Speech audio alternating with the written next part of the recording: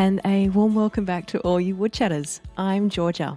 Now, did you know an estimated 500,000 hectares of new softwood plantations is required if the industry is going to meet the increased demand forecast for Australia's domestic timber housing markets by 2045? At the same time, local and export demand for hardwood timber has also been growing strongly. However, a lack of new investment in plantations could mean Australia has to rely on an increasing amount of timber imports in the future. But could a helping hand to increase the local timber supply be on the way from an unfamiliar ally? That could very well be the case, according to one particular team of researchers. Sam headed out to do some investigating.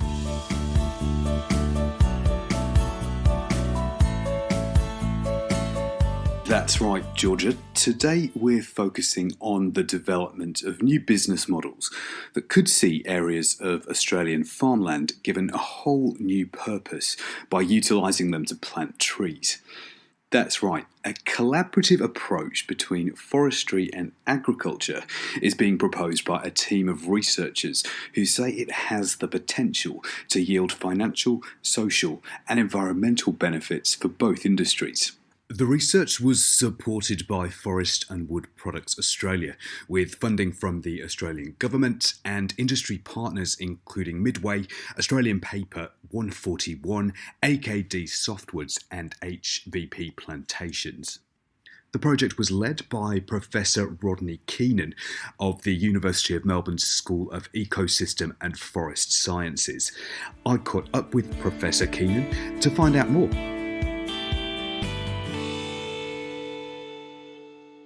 Well, the aim of the project was to look at new types of investment models that might stimulate more planting of trees in rural landscapes in Australia. So what we were wanting to do is try and develop new types of models where growing commercial trees was better integrated with farming.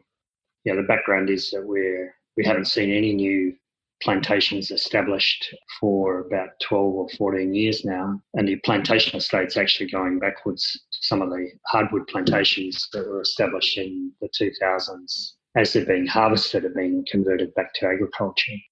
The commercial imperatives were one aspect of the motivation for the research that, from my personal motivation, I could see that there were real environmental and on-farm benefits of incorporating more trees into farming systems. And why did you feel that was such an important area to look at? A strong motivator for me was to get more sustainable models for plantation investment that were going to last into the long term. We'd seen these short-term waves of establishment occurring, but we haven't seen any sustained long-term commitment. And so the outcomes of the research have been potential models that could be followed to enable some of this collaboration between agriculture and the forestry industry. What was involved with getting to that point? How did the research look?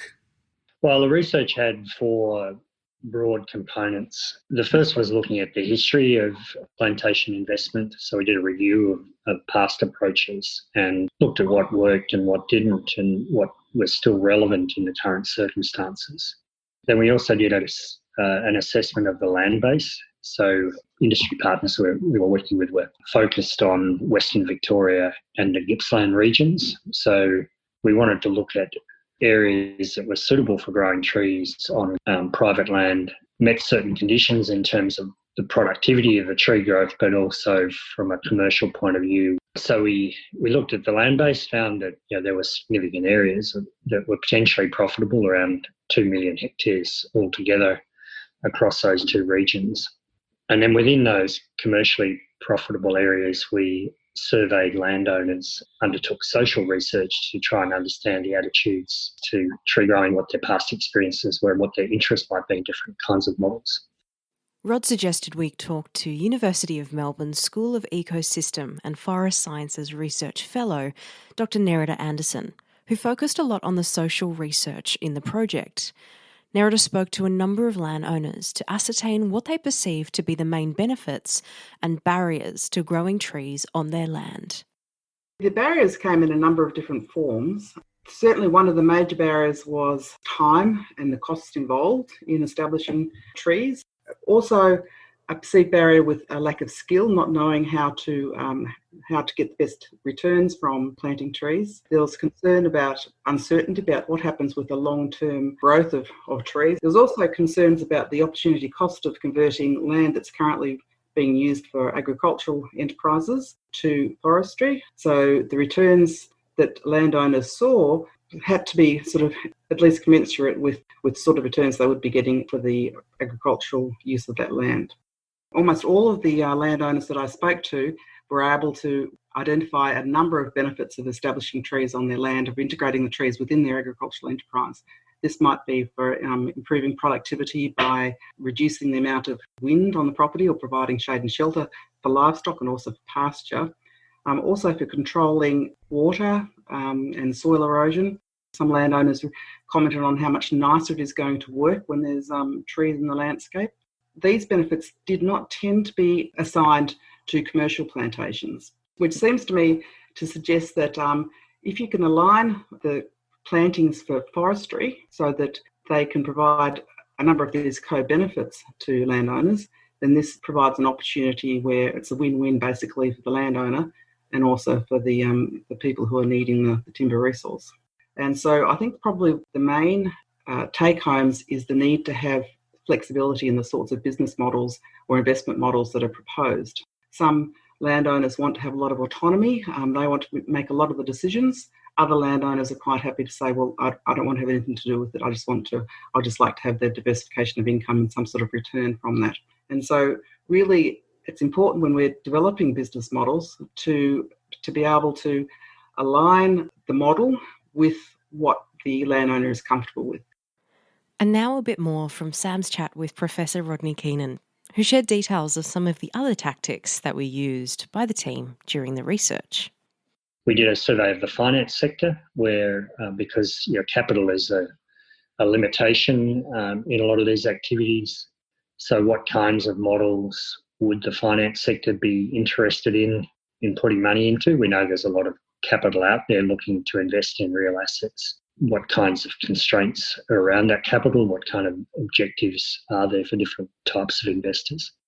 The last component was around the business model design, where we brought together landowners, industry players, other interested stakeholders into workshops. And we took a kind of human-centred design approach using some consultants to facilitate that, to try and come up with these different types of models and identify what might work and what things haven't worked in the past. And so the models themselves, are they pretty flexible? So they could be adapted to suit the specific needs of that particular landowner? Yeah, well, that was one of the key findings from the research. Rural landowners aren't a homogeneous group. They obviously have different types of land uses and agricultural systems, but they're also in quite different circumstances financially, the nature of their farm operation, the scale of their operation, and also their life stage. Some farmers are relatively young, not that many of them these days. The average age of the farming community is up around 60. So those older farmers are often thinking ahead around succession issues, and if they're committing land to grow trees, it's a long-term investment. They need to consider what either the people who are going to inherit the property or future owners might think about having agreements associated with tree growing on their land. The agreements need to be flexible to accommodate all of those different kinds of circumstances that the farmers are in.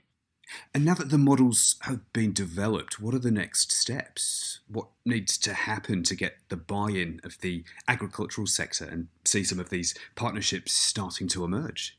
Some of the investors in the project are actively taking the results and applying them at the moment. Midway, one of the main investors, actually out there in the farming community, presenting these models to farmers and seeking opportunities to create partnerships and establish trees on farming land. Others, I guess, particularly in the Gippsland area, are waiting for other opportunities to emerge. And the major one is that the Victorian government a few years ago committed $110 million to establish a plantation resource in Gippsland, in part to support the local industries there, including Australian Paper, one of the partners in the project.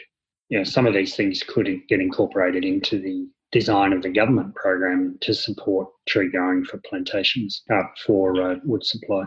Wood processor Midway Limited was one of the project's major industry sponsors, and CEO Tony Price told us a bit more about their involvement. The whole concept or idea came about quite a few years ago when we were talking about how we could take a different approach to getting trees in the landscape, particularly encouraging private landowners. So we were sort of wondering whether we couldn't just attack it from a different way and bring landowners into the fold rather than be seen as the enemy, if you like.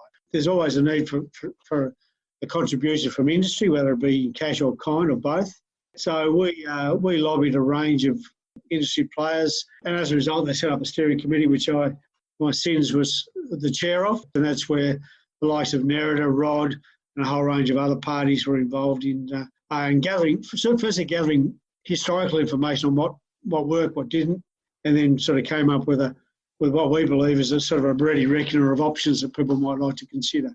Midway sort of basically has progressed in discussions with landowners in parallel. I guess we were sort of seeking to get some guidance out of this process as to what may or may not work. So we're looking at leasing properties from landowners.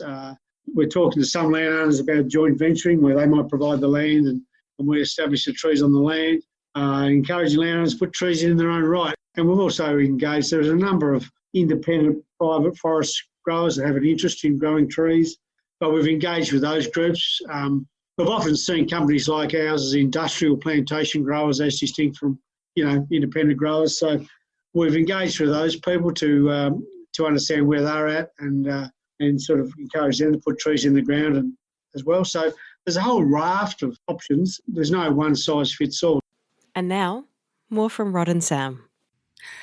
So you're already witnessing a certain level of enthusiasm from forestry and the agricultural sector amongst the people who've been involved with this project. Yeah, that's right. I think what's really needed is a clear statement from the industry about its willingness to shift from its past kind of high investment, highly efficient production models to different kinds of production systems that better integrate with agriculture. They might lose a bit in terms of efficiency, but they might gain that in terms of increased access to land and also a better working relationship with the farming community, where trees are seen as an integral part of agriculture, not a competing land use. And we feel that part of that, what we've recommended in the project is that the industry players who want to promote this activity and engage in it need to be out there talking to farmers, going to farm field days, being part of the agricultural community, and particularly working with the advisors to farmers. So farming's changed a lot in Australia over the last 20 years. The size of farms have increased. Farm businesses become much more commercially focused. And they rely on independent advisors like agronomists and financial advisors to help them make good farming and land use decisions. We have argued that they should be a real target for the industry, that advisor community, because they're going to be the ones that often need to be convinced that this is a good investment option for farmers. And to finish, Rod shared a bit about what to expect from the next stage of his team's work. Well, I'll just tell you briefly about a related project we've had with Victorian government funding. It's called the Growing Landscape Carbon Project. The project has involved developing an online platform which aims to bring together rural landowners who have land that they would like to plant trees on with investors in trees for different reasons. That might be timber companies, but it would also be organisations like Greening Australia or catchment management authorities, other conservation groups that want to plant trees more for environmental and conservation or catchment reasons. And so the platform provides a base in which landowners can register their property and get information back on its potential for different tree growing purposes. and then they can get information on the kinds of investors that are interested in growing trees in that area. Professor Rodney Keenan there of the University of Melbourne School of Ecosystem and Forest Sciences. It's been fascinating to hear from Rod and his team about the work they've been doing and the potential positive outcomes, not only for the Australian forestry industry, but for agriculture too. We'll definitely be keeping an ear out to see how this one progresses. And that brings another episode of WoodChat to a close. We hope you found it interesting and that you'll join us again next time for more fascinating wood-related insights.